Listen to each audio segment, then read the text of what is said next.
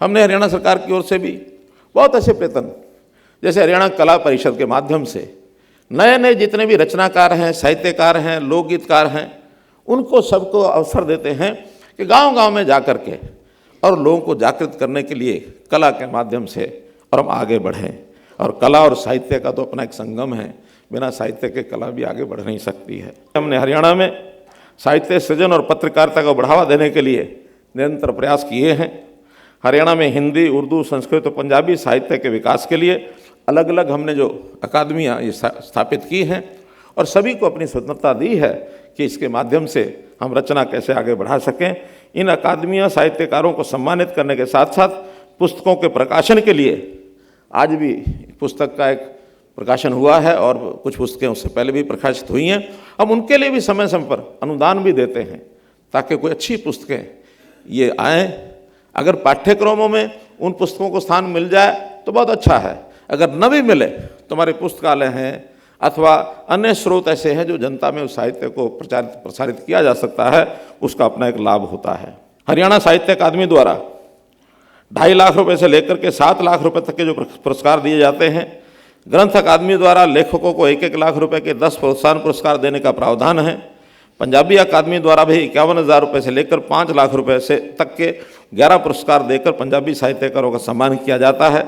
हरियाणा संस्कृत अकादमी द्वारा भी 1 लाख रुपए से लेकर 2 लाख तक के 11 पुरस्कार देकर संस्कृत साहित्यकारों को सम्मान दिया जाता है। उर्दू अकादमी द्वारा भी उर्दू के विभिन्न क्षेत्रों की तरक्की और प्रचार प्रसार में योगदान देने वाले साहित्यकारों को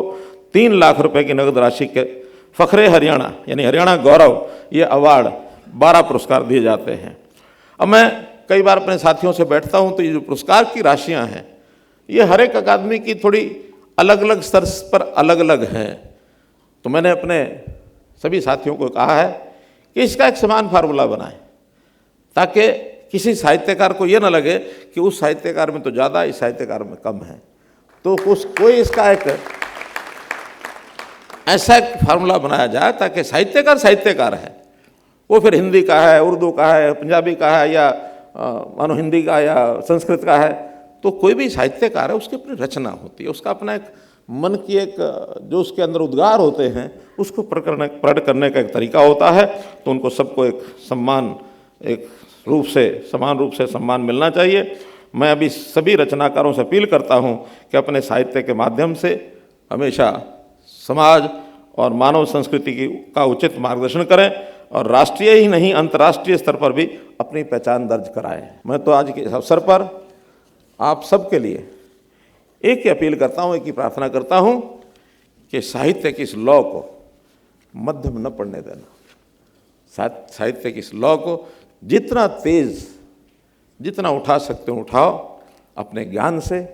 अपने शब्दकोश से, अपनी रचनाओं से, जो भी आपके पास विधा है, जो भी आपके पास टैलेंट है, उस टैलेंट का उपयोग करें और जन जागरण में जितना आप आगे बढ़ सकते हैं उतना बढ़ें।